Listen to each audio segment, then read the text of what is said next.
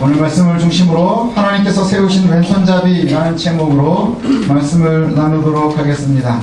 사사기의 패턴을 보면요, 하나님을 배신하는 이스라엘이 나오고요, 그에 대해서 하나님께서 또 징벌 하시고, 또 이스라엘이 부르짖으니까 하나님께서 다시 응답하셔서 사사를 세워서 구원하십니다. 그리고는 그곳에서 이제 평화가 임하죠. 우리가 첫 번째 세웠었던 사사를 지난주에 살펴봤는데, 온니엘이 살아있는 동안에 이스라엘의 평화가 있었다. 그리고 나서 오늘 다시 시작되는 이야기는 뭐냐, 그 온니엘이 살아있는 동안에는 평안이 있었는데 그 이후에 참 안타까운 게 뭐냐, 사사가 있고 하나님께서 하신 게 눈에 보이면, 그죠, 눈에 보이면 좀 따라가는 것 같아요. 그러다가 온니엘이 죽으면서 동시에 또 이스라엘이 어떻게 되느냐, 여호와 보시기에 악을 행했다, 이렇게 표현이 돼요. 여호와 보시기에 악을 행했다. 이스라엘의 악은요, 하나님을 철저히 따르지 않는 것, 이것을 갖다가 이야기합니다. 그래서 세상과 함께하는 것, 이런 것을 말하는데, 이전에 말한 대로 자신의 방법, 나의 생각만큼 하나님을 따르는 것, 이것이 바로 사사기의 가장 큰 문제예요. 내가 생각해서 이만큼이면 되는구나, 내가 생각할 때 요게 좋은 방법이구나, 그래서 내 입장에서 하나님을 잘 섬기는 거예요. 애들이 막 이렇게 보면 눈치가 되게 이제 빠릿빠릿해지거든요. 근데 이 아이들이 언제 제일 짜증나는 줄 아세요? 말을 듣는 것도 아니고 안 듣는 것도 아니고, 그죠? 알아듣는 것도 같은데 지가 불리한 말은 못 알아듣고요, 지가 유리한 말은 다 알아들어요. 얘가 한국말을 얼마큼 이해하는지를 잘 모르겠거든요. 근데 이스라엘이 그래요. 자기가 유리한 것 같으면 알아듣는데 그렇지 않으면 안 알아듣는 게, 이게 바로 하나님의 사람들이 갖고 있는, 우리가 갖고 있는 약점인 것 같아요. 내가 생각할 때 요만큼이면 되겠구나, 요만큼이면 좋겠구나 하는 리밋을 누가 정하느냐? 내가 정하는 거예요. 그래서 내가 이만큼 봉사하면 되지, 내가 이만큼 하나님을 신뢰하면 되지, 내가 이만큼 따라가면 되지. 그게 곧 사사시대예요. 그래서 내가 하나님을 바라볼 때는 이기는 것 같은데, 하나님의 사람인 것 같은데, 그렇지 않으면 빠르게 악을 향하는 것이죠. 이스라엘이 악을 행하고 하나님을 철저하게 따라가지 않고, 그래서 여기에 나오는 이야기를 보니까 뭐가 문제가 되느냐, 이스라엘 사람들이 가지고 있었던 문제가 뭐였었죠? 그 이전에 보니까 가나안의 아들에게 딸을 주고 그 다음에 딸 아들을 받으면서 가족이 되고 그들의 신들을 섬기고 뭐 이런 악을 갖다가 온니엘 때 행했었습니다. 그리고 나서는 그 일이 계속해서 있는 거예요. 내가 악을 완전히 단절하지 못하고 그 일들이 끊임없이 좀 더했다가 덜했다가, 아이들이 어쩔 때는 말을 좀 들었다가 안 들었다, 뭐 이런 거와 마찬가지죠. 이번에 세워진 이방의 왕은 누구냐 하면 모압왕 에글론입니다. 그래서 암몬과 아말렉을 갖다가 모아서 이스라엘을 쳐들어왔다고 그래요. 그리고 나서 여기에서 표현이 되는 걸 보니까 종려나무 성읍을 갖다가 정복했다, 이렇게 얘기하는데 거기가 바로 여리고입니다. 종려나무 성읍은 여리고를 이야기하는데, 이 여리고는 굉장히 중요한 의미를 갖습니다. 여리고는 우리가 잘 알고 있는 것처럼 여리고 하면 제일 먼저 생각나는 게 누구죠? 여호수아입니다. 여호수아가 여리고를 갖다 어떻게 정복했어요? 뺑뺑뺑뺑 돌다가 보니까 여리고가 막 어지러워서 무너졌어요. 그죠? 그래가지고 7일째 7바퀴를 돌고 소리를 질렀더니 무너졌고, 돌 하나도 돌 위에 있지 않았고 다 진멸했어요. 어디만 빼고 기생 라합의 집만 빼고는 다 진멸을 했어요. 그리고 나서는 여호수아가 뭐라고 얘기하느냐, 이 성읍을 다시 재건하면 안 된다 그랬어요. 재건하지 말라. 그래서 이 성읍은 이스라엘이 바라보는 살아있는 화석과 같은 곳이에요. 돌무더기를 쌓아서 하나님께 제단을 쌓는데, 여리고는 어떤 곳이죠? 하나님이 직접 무너뜨려서 돌무더기를 만들어 놓으신 곳. 그렇죠. 그래서 그곳은 하나님이 이스라엘과 함께 하심. 그래서 이스라엘이 하나님을 신뢰할 땐 여기서 있을 수 있지만 그렇지 않으면 있을 수 없어 하는 것에 대한 증명의 장소가 바로 여리고입니다. 이 여리고를 갖다가 생각을 하면 하나님을 신뢰할 때에 비로소 머물 수 있는 가나안, 그것에 대한 상징인데, 여기를 갖다가 누가 쳐들어오고요? 모압왕 에글론이 쳐들어와서 그곳을 갖다가 정복해버렸다고 합니다. 그리고 이것이 보면 무슨 상징을 갖느냐, 하나님을 신뢰하는 사람들이 머물러야 되는 상징의 여리고를 이방 왕이 와서 정복해버린 거예요. 무엇 때문에? 너희가 여기에 살만한 사람들이 못 된다는 이야기예요. 가나안에 이스라엘이 살만한 사람들이 못 된다 하는 이야기를 갖다가 하고 계시는 거예요. 철저하게 하나님을 신뢰할 때 머물 수 있는 땅이 바로 가나안. 그러나 신뢰하지 못하고 따라가지 못하면, 그러면 이곳에서 더 이상 있을 수 없는 곳, 그곳을 갖다가 여리고의 무너진 성터를 보면서 끊임없이 이스라엘 사람들은 교훈하는 거예요. 그렇구나. 우리가 옛날에 이곳에 들어올 때 그 강력했었던 여리고를 하나님이 무너뜨리셨고, 그 다음에 이것이 다시 세워질 수 없는 것은 여기가 지금도 하나님이 다스리는 곳이기 때문인 거예요. 이방 사람들이 세워놓은 이방 민족의 성읍이 다시 서지 못하도록 하는 것. 그런데 지금 거기를 누가 정복한 거예요? 모압 왕 에글론이 정복을 했어요. 그러니 이게 무슨 의미예요? 이제 우리가 하나님을 신뢰하지 못하기 때문에 이곳에서 이제 새롭게 뭘 하느냐? 종살이를 하는 거예요. 모압과 암몬의 종살이를 하는 거예요. 예, 그러자 철저하게 터는 곳, 저기 망가진 곳, 이곳을 갖다가 다 정복을 하고, 그리고 나서 여기에 보니까 18년 동안을 갖다가 다시 섬겼다. 지난주에 말씀드렸었죠? 애굽에서 종살이 하던 사람들이 자유의 땅, 하나님의 약속의 땅 가나안에 들어와서 하나님과 멀어질 때마다 내 땅인 듯한 곳에서 내 땅인 듯 아닌 듯 거기에서 종살이를 하는 거예요. 메소포타미아 왕의 종살이를 하다가 이제 겨우 한 40년 잘 사는 것 같다가 다시금 모압 왕에 의해서 18년 동안 종살이를 하는 거예요. 예, 종살이를 하는데 이때 하나님께서 세운 게 누구냐? 바로 이스라엘의 소리를 듣고 하나님께서 세운 사사가 바로 에훗입니다. 에훗은 예, 왼손잡이라고 특징이 되어 있어요. 왼손잡이 사사 에훗. 그래서 성경에 왼손잡이라는 표현이 나오는데 이게 바로 오른손에 장애가 있음을 이야기해요. 장애가 있다. 그래서 옛날이나 지금이나 사람들의 대부분요 어느 손을 써요? 오른손을 쓰는 게 옛날 말로 하면 정상입니다. 그죠? 많은 사람이 쓰는 게 정상이죠. 서양 사람들도 오른손을 쓰는 사람이 많고요. 아프리카의 흑인들을 가도 오른손을 쓰는 사람이 많고요. 어디 가든지 오른손을 쓰는 사람들이 많고요. 그 다음에 모든 문명들은 다 오른쪽을 중요하게 여겼습니다. 그래서 복의 상징, 그 다음에 축복의 특징, 그래서 이 오른손이고요. 어느 나라나 인사는 오른손으로 합니다. 악수도 오른손으로 하고, 그 다음에 안수를 할 때도 보통 오른손으로 하고요. 그리고 모든 곳을 생각을 할 때 북쪽을 바라보면서 오른쪽이 좋은 쪽이에요. 해 뜨는 곳 동쪽, 서쪽은 해가 지는 쪽, 사탄의 쪽. 예, 그래서 옛날에 보면은 그 대중 가수들도 그런 노래를 했어요. 이적이 나는 왼손잡이야, 이런 노래가 있었거든요. 근데 이 왼손잡이라는 노래를 갖다 왜 만들었느냐? 사회에 되게 소외되어 있는 사람들에 대해서 만든 노래래요. 그 얘기는 뭐냐? 왼손을 쓴다는 것 자체가 이미 적은 수라는 얘기겠죠. 적은 수라는 얘기요. 근데 특별히 성경에서는 왼손을 쓴다 하는 얘기는 뭐냐 하면 오른손을 못 쓰고 있다는 얘기예요. 우리가 생각하는 왼손이 더 편한 사람이 아니라 왼손을 갖다가 쓰는, 그래서 오른손을 잘 못 쓰는 그런 사람, 그러니까 쉽게 얘기하면 장애가 있는 사람으로 우리가 이해할 수 있을 것 같아요. 장애, 오른손에 장애가 있는 사람. 오른손에 장애가 있는 사람을 하나님이 세우셨어요. 에훗을. 그리고 나서는 그 사람을 데리고서 이제 하나님이 이스라엘을 구하려고 합니다. 어떻게 구하시느냐? 오늘 성경에 보니까 에글론에게 이스라엘이 공물을 바쳤답니다. 뭐예요? 조공을 바치고 그 다음에 세금을 바치는 거예요. 세금을 바친다는 것은 곧 뭘 얘기하느냐? 내 통치자가, 이곳에 통치하는 자가 누구라는 거예요? 지금 이스라엘을 통치하는 게 에글론이라는 거예요. 예, 에글론이 지금 이스라엘을 통치하고 있었고, 그 다음에 공물을 가지고 와가지고 공물을 다 바치러 가는데, 공물을 바치고 그리고 나서는 다 나와서 에훗이 돌아가다가 길갈쯤에서 자기만 혼자 조용히 다시 갔어요. 그래가지고 에글론에게 조용히 갑니다. 갈 때는 오른쪽에다가 옷 속에다가 한 규빗이니까 길게 하면 뭐 옷이 짧으면 한 40 정도 되는 그 긴 칼을 갖다가 허벅지에다가 숨겨놓고 들어갔다는 거예요. 예, 근데 왕 앞에 가는데 이 허벅지에 칼을 갖다 숨기고 들어가는 게 쉽겠느냐? 예, 당시에는 모든 사람들이 다 오른손잡이면 칼을 어디다 숨겼겠어요? 왼쪽에다 숨겼겠죠. 근데 오른쪽에다 숨겼다는 것. 예, 그 다음에 손에 장애가 있다는 것. 그럼 이 사람들이 늘 긴장이 풀릴 수밖에 없을 거예요. 그러니까 그런 상황에서 이제 들어갔어요. 그리고 나서 왕에게 뭐라고 얘기하느냐? 내가 은밀히 할 얘기가 있습니다. 은밀히. 여기에 보면 제가 이 사사기를 읽으면서 이 에글론을 딱 생각을 할 때 어떤 사람을 생각을 하냐면 동탁 있죠. 동탁.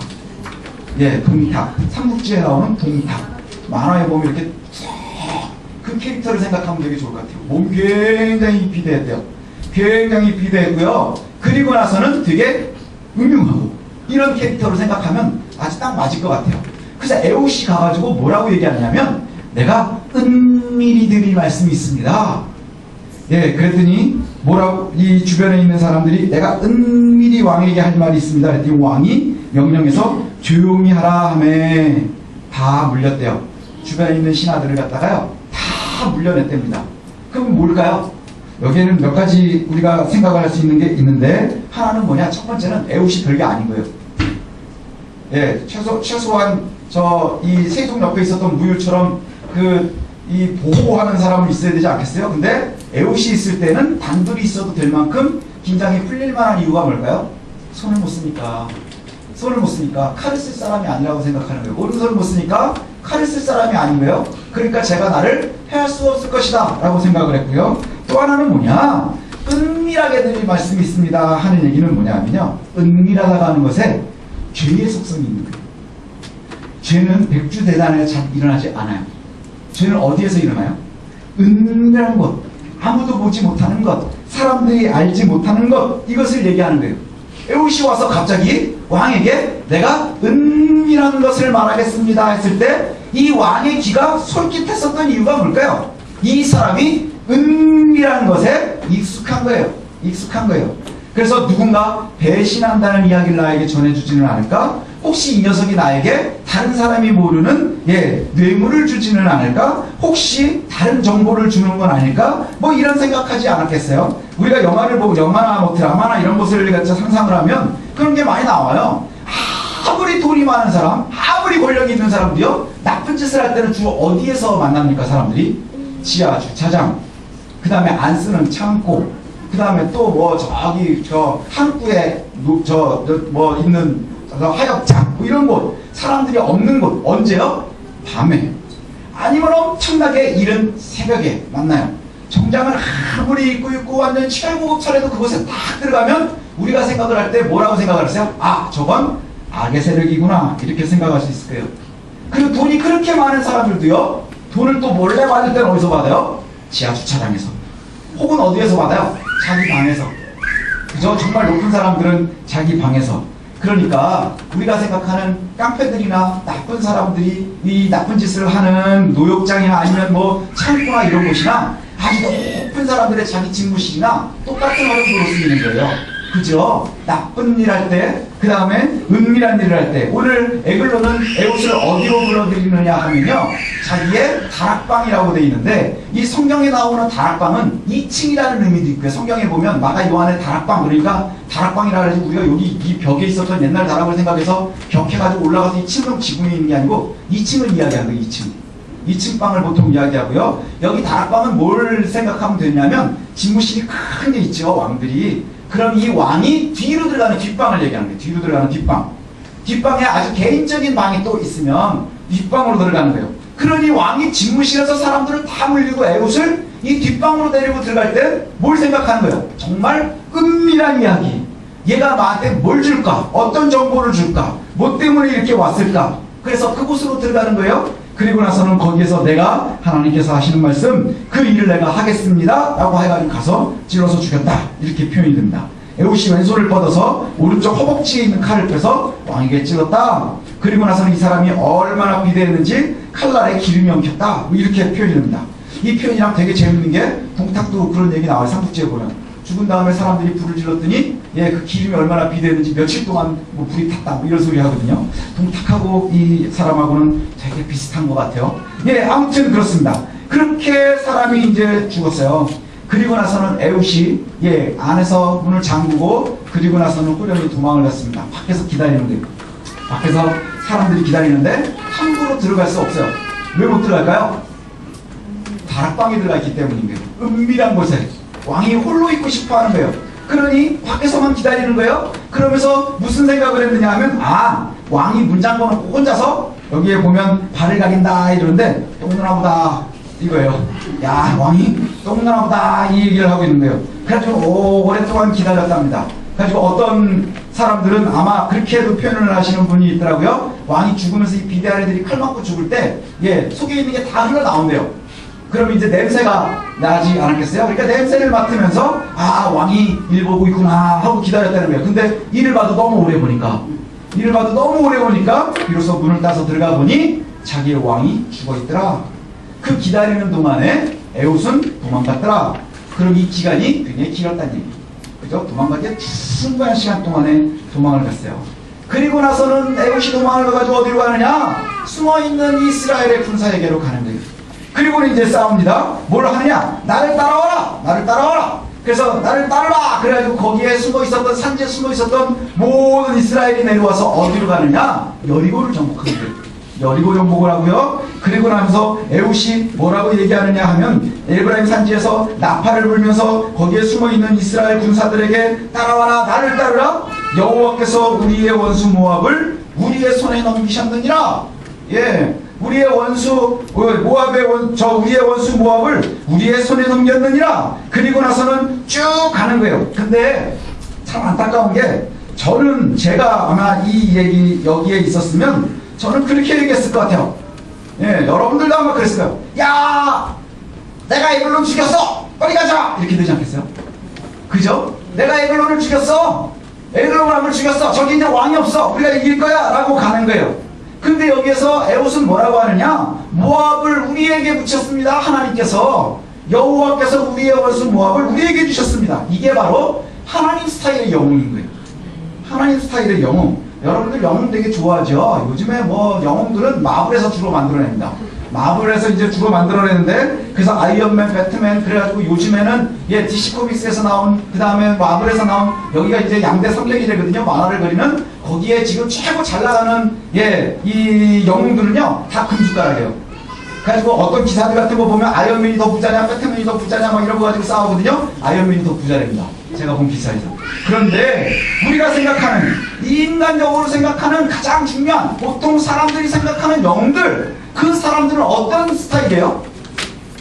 엄청난 재력을 가지고 있든지, 아이언맨이나 배트맨이나 이런 사람처럼, 아니면 슈퍼맨처럼 일반 사람들은 가지고 있지 않은 초능력을 가지고 있든지, 그죠? 모든 사람들은 다 두 개 중에 하나예요. 사람들이 직접 영웅이 된다고 하면 타고난 재력이 많든지, 아니면 정 안되면 거미한테라도 물려야 돼요. 요즘은 거미한테라도 물려야 영웅이 될 수 있는 거예요. 안 가지고 있는 초능력을 가져야 되니까. 그런데 그런 것을 갖다가 우리가 기억하지만 하나님의 영웅은 스타일이 다른 것 같아요. 하나님이 세우시는 영웅, 사람들이 생각해내는 영웅과 하나님이 세워놓는 영웅의 모습은 다릅니다. 하나님께서 세우시는 영웅들의 모습은 다 어디에 기점을 갖고 있느냐, 목적을 갖고 있느냐, 그리스도의 흔적을 갖는 거예요. 하나님께서 원하시는 하나님 스타일의 영웅들은요, 뭐라고요? 예수 그리스도의 스타일이요. 예수 그리스도의 스타일. 구원자는, 하나님께서 세우시는 구원자는요, 주류 사회의 아주 탁월한 혈통, 그걸 따르지 않으세요. 예. 그 다음에 말구 위에서 태어난 비주류 스타일이 예수님 스타일인 거예요. 그 다음에 또 하나는 세상이 원하는 아주 강력한 무장하는 것, 이것이 아니라 연약함 가운데 하나님이 일하시도록 하는 거예요. 연약해요. 그래서 예수님도 마치 털 깎이는 양과 같이 무능해 보였어요. 그리고 에훗도 역시 사람들이 볼 때 왼손잡이에요. 손에 장애가 있어서 제가 나에게는 아무런 해가 되지 않을 것이라 생각할 만한 그러한 사람이었어요. 그리고 세상이 원하는 그러한 모습이 아니라, 세상이 승리라고 얘기하는 죽이고 찌르고 때리는 게 아니라 세상이 생각을 할 땐 패배하는 모습인데, 그게 바로 하나님이 세우시는 영웅의 모습이라는 거예요. 예수님도 그랬고 에훗도 그랬습니다. 그런데 이제 예수 그리스도를 닮아야 되는 우리들도 그래야 된다는 거예요. 예, 성경에 보면 우리들도 그래야 된다는 거예요. 우리 어린아이들은요, 다 보아서 멋있는 걸 따라가고 싶어요. 그래서 예수님 가면 쓰고 다니는 애들은 별로 없어요. 근데 아이언맨 가면은요, 어른들도 쓰고 다닙니다. 그죠? 신기하죠? 왜 그럴까요? 멋있어 보이니까, 있어 보이니까, 강해 보이니까. 그러나 그것은 세상이 만들어 놓은 영웅의 상인 거예요. 그러나 하나님께서 만들어 놓은 영웅의 상은 예수 그리스도의 상인 거예요. 예, 주류는 아니지만, 매일매일 때리는 것은 아니지만, 내가 많은 것을 가지고 있지는 못하지만, 세상의 주류 속에 들어있지는 못하지만, 우리가 비주류 속에서 하나님의 영웅으로 설 수 있는 거예요. 세상이 원하는 강력한 재산과 권력과 이런 것들은 가지고 있지 못하지만, 세상 사람들이 생각할 때는 한없이 약하고 연약하고 아무것도 못할 것 같은 사랑과 용서와 은혜로 무장해서 승리하도록 하는 것이 바로 하나님께서 원하시는 영웅의 모습이라는 거예요. 세상은요, 많이 때려야 이깁니다. 저도 가끔 UFC 이런 거 보거든요. 그럼 막 되게 좋아요. 저는 직접 못 때리니까 다른 사람 때리는 거. 요즘에 뭐 최두호라고 아주 한국 사람들이 잘 나가는 애가 있어요. 다 이래야 이겨요. 두 방 때리면 다 넘어갑니다. 얼마나 성부전한지 몰라요. 그 제가 옛날에 누가 아멘이라고 그러신 것 같아요. 제가 저희 아버님도 이제 목회를 하셨는데, 저희 아버님 세대는 또 권투를 보시는 세대였어요. 권투를 그렇게 보세요. 그래서 제가 어린 마음에 권투가 너무 재미없는 거예요. 예, 재미도 너무 없고 맨날 때리는데 막 그래가지고 예, 아빠 이걸 권투를 자꾸 보세요. 예, 목사님이 제가 놀리느라고 목사님 무슨 이런 권투를 보세요. 그랬더니 야 내가 때리냐? 그러면서 보시는 거예요. 스트레스가 이제 막 풀리신다는 거예요. 그 저희 아버지가 옛날에 유재두라고 하는 그 권투 선수가 있었는데 너무 좋아하셨어요. 그냥 박종팔 씨도 되게 좋아하고 막 이랬었거든요. 근데 제가 그걸 보는 거예요. 우리가 본능적으로 때리면 이긴다고 생각을 하는 거예요. 그죠? 때리는 게 이기는 거예요. 내가 한 대 맞았으면 두 대를 때려줘야 내가 이기는 거예요. 그런데 문제는 뭐냐? 하나님께서는 그것을 원하시지 않아요. 하나님의 영웅은 그러한 스타일이 아니라는 거예요. 세상은 세상의 잣대로 사람들을 판단합니다. 그렇죠? 세상은 세상의 잣대로 사람들을 판단해요. 그래서 세상에서의 잣대는 누가 이기는 거예요? 힘센 놈이 이기고 돈 많은 놈이 이기고 권력이 많은 놈이 다 이기는 거예요. 그래서 많이 때리는 게 이기고 많이 뺏는 게 이기고요. 그 다음에 많이 착취하면 이길 수 있는 거예요. 그런데 그 평균의 잣대로 사람들을 보니까 그 잣대로 세상을 보니까 하나님의 사람들이 되게 연약해 보이고 별 볼 일 없어 보이는 거예요. 그러니 에글론이 에웃이 가까이 오는데 주변에 있는 모든 사람들이 다 물렸다고 할 때는 무슨 의미예요? 얘는 날 못 이겨 이거예요. 지금 비대해가지고 자기 몸도 못 가는 애가 왼손잡이 에웃은 별 볼 일 없어 보이는 거예요. 그러니까 얘는 나를 못 이겨 라고 생각을 하는 것이지요. 그러나 하나님께서는 완벽하고 최고의 상태를 유지하면서 이미 완성된 영웅을 세운 적이 없다는 거예요. 그렇지 않나요? 이제 앞으로 우리가 사사기를 보면서 이 시대에 여러분들이 꼭 봐야 되는 시대가 사사기거든요. 왜냐? 죄가 관영하는 시대. 그때에 하나님께서 세우신 영웅들의 이야기가 사사거든요. 근데 이 사사기의 이야기를 쭉 보면요 굉장히 재밌어요. 악당들은요, 우리 재밌는 얘기는 악당이 나오고 우리 편이 나오잖아요. 악당들은 갈수록 힘이 세져요. 처음에 메소포타미아 멀리서 와가지고 조금만 왔죠. 오늘 여기에 보면 두 나라가 연합해서 왔어요. 모압과 암몬이 왔어요. 그리고 나서 점점 뒤에 보면요 얘네들이 이스라엘 갖다가 괴롭히는 일들이 점점 많아집니다. 그래서 악당들은 점점 더 교묘해지고 더 세지는 것 같아요. 그런데 우리 편은 점점 약해져요. 갈수록 약해져요. 오늘은 온 이스라엘과 싸웠어요. 그 다음에 오늘도 보면 에웃도 역시 전쟁을 치릅니다. 누구와요? 이스라엘에 숨겨져 있는 군사들과 싸워요. 그러나 점점 우리가 이제 먼저 스포일러가 중요하잖아요. 요즘은 삼손은 누구랑 싸웠어요? 혼자 싸웠어요. 점점 그와 같이 돼요. 시대가 그럴 때, 그런데 그렇게 어려운 시대에 하나님께서 세우시는 왕들이, 하나님께서 세우시는 영웅들이 참 못났다 점점 못나지는 거예요. 처음으로 못난 사람이 바로 왼손잡이 장애가인이니, 그래서 하나님께서는 완벽한 일을 세워서 세상을 변화시키지 않으세요. 아이언맨이나 배트맨이 필요 없는 이유가 바로 여기 있는 거예요. 누가 필요하냐? 불완전한 여러분이 필요한 거예요. 하나님께서 요구하시는 것은요 아이언맨이나 배트맨이나 슈퍼맨이 세상을 구하는 게 아니라 누가요? 모자르고 별 볼 일 없어 보이고 그냥 평범해 보여서 세상을 아무것도 못 바꿀 것 같은 그 사람들을 원하시는 거예요. 여러분들이 에웃과 같아야 되는 거예요. 오니엘과 같아야 되는 거예요. 그래서 하나님이 원하시는 영웅의 삶을 우리들이 만들어가야 된다는 거예요. 이 이야기는요 그냥 저만 하는 게 아니라 바울도 그 얘기를 했거든요. 고린도전서 1장에 보니까 고린도 교회에 가가지고, 고린도 교회가 일을 되게 많이 하는 교회지만 문제도 좀 많았어요. 그런데 이 고린도 교회에 가가지고 바울이 뭐라고 하느냐 하면 형제들아 너희를 하나님께서 부르셨다 이거예요. 하나님이 너희를 부르셨대요. 고린도 교회 성도들에게 형제들아 너희를 부르셨단다. 그런데 너희들을 왜 불렀냐 이렇게 보니까 육체를 따라 지혜가 많지 않아서 골랐대요. 그래서 결과적으로 보니까 고린도 교회를 왜 하나님이 부르셨느냐? 너희가 세상에 미련해서, 그 다음에 또 그 뒤에 가면 약해서, 그 다음에 또 뒤로 가니까 천해서, 그 다음에 멸시받는 것 같아서. 그래서 이걸 갖다가 자세히, 제가 지금 요약을 하니까 기분이 들 나쁘죠? 자세히 보면 뭐라고까지 하냐? 니네 아무리 봐도 잘나지 않은 것 같아. 그 잘나지 않은 것 때문에 너희들이 보니까 문벌이 많지 않도다. 그러나 그 미련함 때문에 너희들을 갖다가 보니까 그 미련한 것으로 세상을 갖다가 부끄럽게 하기 위함이라 이렇게 말씀하죠. 고린도 교회를 갖다가 왜 하나님이 선택하셨느냐? 왜요? 못나서, 미련해서, 그 다음에 머리가 나빠서, 또 세상에서 멸시받고 있어서, 천대받고 있어서 하나님이 선택했대요. 근데 고린도 교회가 세상을 변화시키는 거예요. 고린도 교회가 바울을 도와서 얼마나 복음의 쓰임이 많이 되었는지 몰라요. 그죠? 그게 바로 하나님의 방법인 거예요. 하나님의 방법. 그 다음에 또 뒤에 보면 사무엘의 엄마 한나의 고백이 나와요. 한나의 고백. 한나가 자기가 얼마나 천대받았어요. 처한테도 천대받는 처였거든요. 그런데 그때 하나님 앞에 뭐라고 저 사무엘을 낳고 고백하느냐? 가난한 자를 진토에서 일으키셔 빈궁한 자를 거름더미에서 올리셔서 귀족들과 함께 하시고 영광자리에 올리시는, 살리기도 하시고 죽이기도 하시는 이가 하나님이시라. 우리가 하나님을 선택하셨으면 좋겠습니다. 저와 여러분들이요, 이 세상을 살아가면서 저와 여러분들이 살아가면서 좋은 소식 있나요? 별로 없어요. 예, 요번에 제가 이번 주는 착한 마음이 되게 좋습니다. 너무너무 좋아요. 이 얘기하면서 끝날지도 모르는데 너무너무 좋은 게, 우리 집 애들이 참 독특하거든요. 둘밖에 없는데 시험을 보고 나면 둘이 되게 독특해요. 아들은 좀 뻔뻔하고 딸은 조금 마음이 여린가 봐요. 하지만 아들은 시험을 보고 끝나면 감을 잡아요. 그 얘는 수능도 끝나고 감을 잡으네요. 근데 딸은 시험을 보고 나면 울어. 잘 못 봤다고 울어요. 그래서 제가 시험만 끝나면은 잘 궁금한 게 뭐냐? 전화해봐, 잘 봤나? 집사람한테 그러거든요.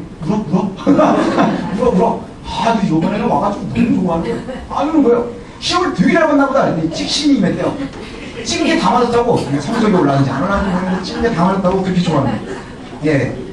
근데 하나님께서 선택하시는 것은 완벽해서인가요?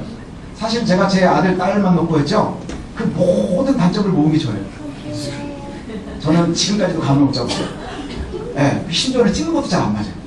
예, 그런데 그럼에도 불구하고 하나님께서 저와 여러분을 선택하신 이유가 바로 여기 있는 거예요. 예, 세상은요 똑똑해야 받아들여요. 그 다음에 멋있어야지 받아들여요. 그러나 하나님께서 저와 여러분을 선택하신 이유가 바로 여기 있는 거예요. 뭐냐? 들으면서 기분이 나빠도 용서하시기 바랍니다. 미련하고 약하고 천대받고 멸시받고 있기 때문인 거예요.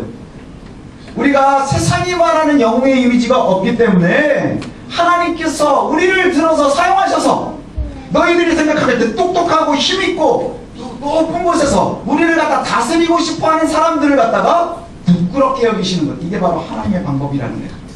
예, 저와 여러분들이 그와 같이 쓰였으면 좋겠습니다.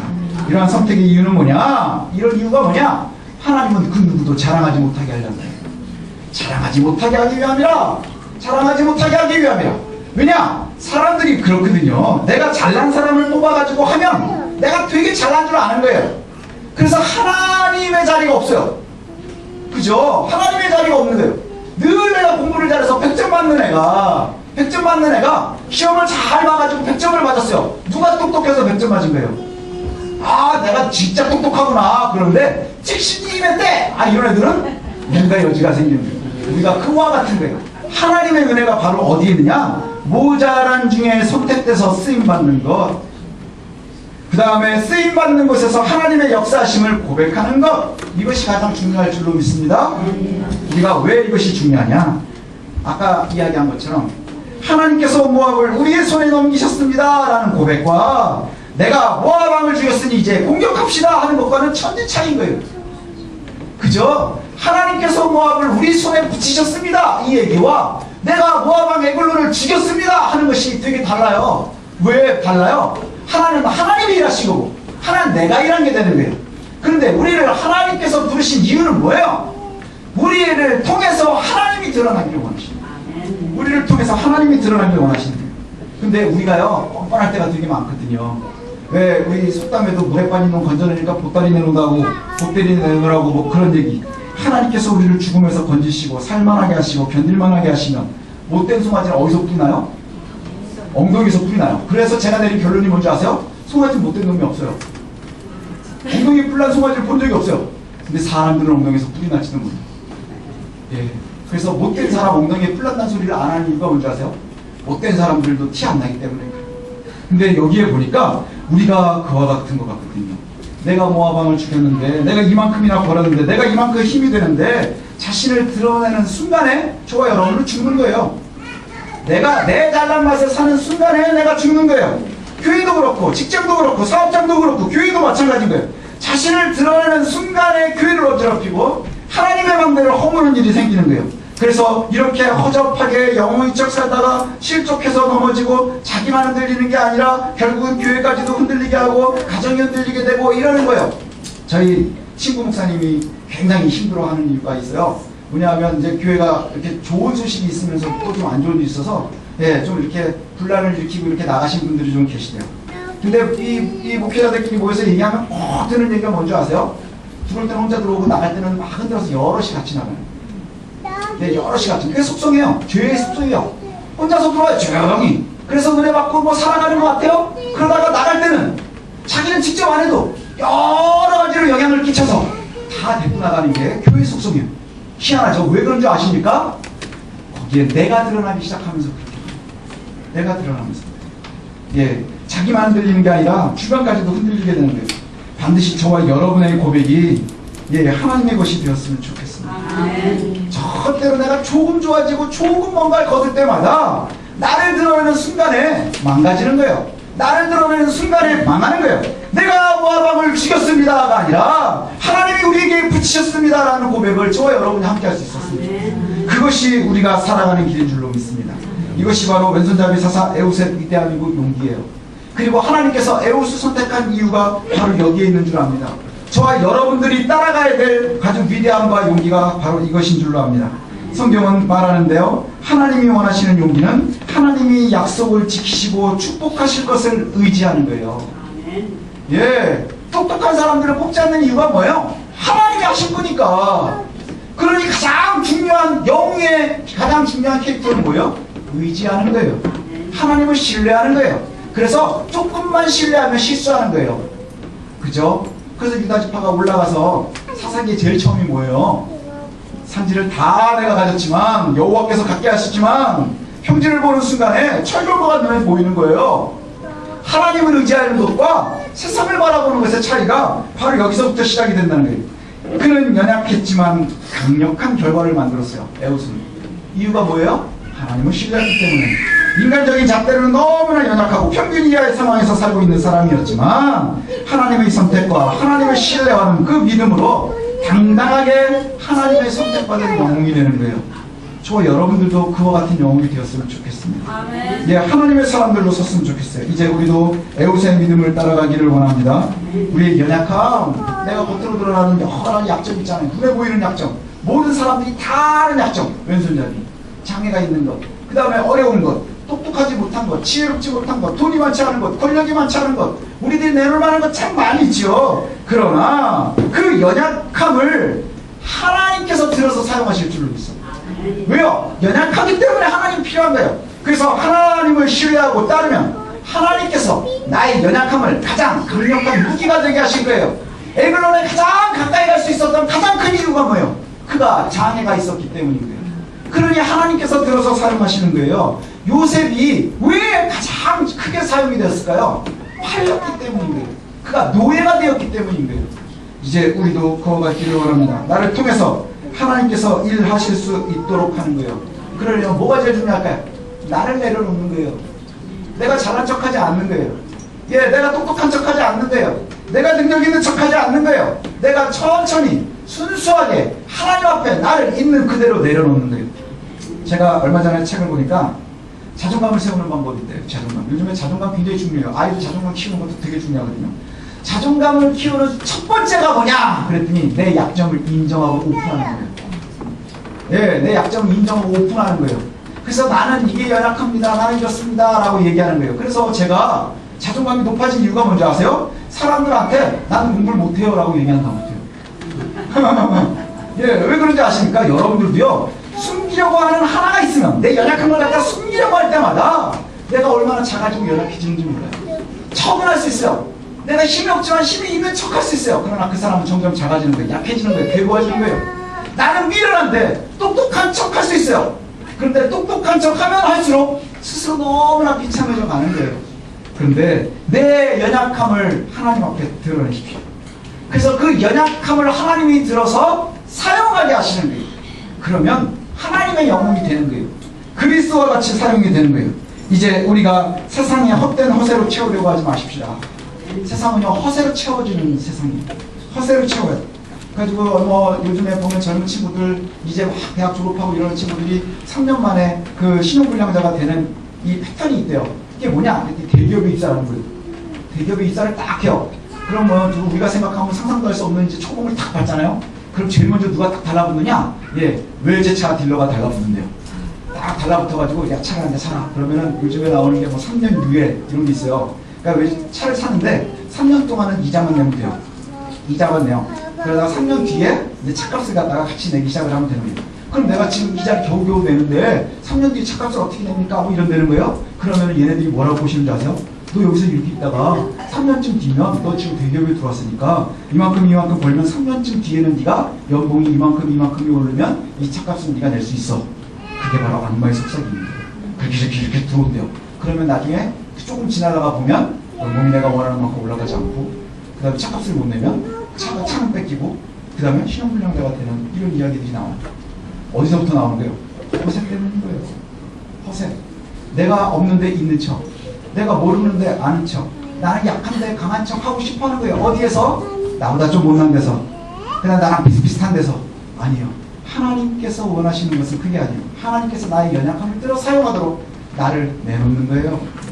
그래야 내가 허세를 부릴 수 없겠죠. 왜요? 내 연약한 걸 세상이 다 아는데, 내가 지혜롭지 못한 걸 세상이 다 아는데, 내가 가진 것이 없는 걸 세상이 다 아는데, 왼손잡이 에훗이 참 큰 복이 뭔지 아세요? 가릴 수 없는 약점을 갖고 있었다는 거예요. 가릴 수 없는 약점을 갖고 있는 거예요. 그죠? 예, 머리가 빠가 에훗 이랬으면 아닌 척할 수 있죠. 근데 왼손잡이 에훗인 거예요. 그러니 답이 없는 거예요. 그죠? 저와 여러분들이요, 하나님 앞에 온전히 사용되는 것은 뭐냐? 나의 연약함을 드러내십시오. 하나님이 일하실 수 있도록. 그것이 바로 하나님의 사람들, 그 다음에 세상에 영향력을 발휘하는 저와 여러분이 되어주려 합니다. 세상에 많은 그리스도인들이 있습니다. 그 다음에 권력 있는 곳에, 재물 있는 곳에 그리스도인들이 많아요. 그래가지고 뭐 저희 국회에도 조창하는 그리스도인들 많이 있습니다. 그 다음에 뭐 돈 되게 많은데 뭐 감옥 갔다 나오면서 승부책 들고 나오시는 분들도 되게 많아요. 그런데 그 사람들이 세상을 변화시켜요? 절대 변화되지 않아요. 왜요? 그 사람들은 권력이 있기 때문인데요. 하나님의 자리가 없어요.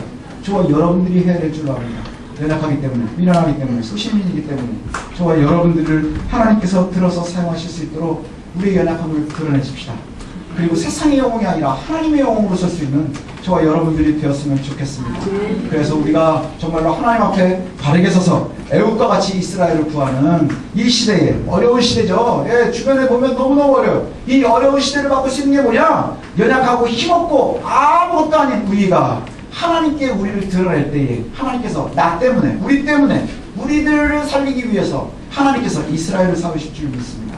저와 여러분들이 늘 하나님의 은혜 가운데 설 수 있는 그러한 복된 성도, 하나님의 영웅들 되시기를 소원합니다.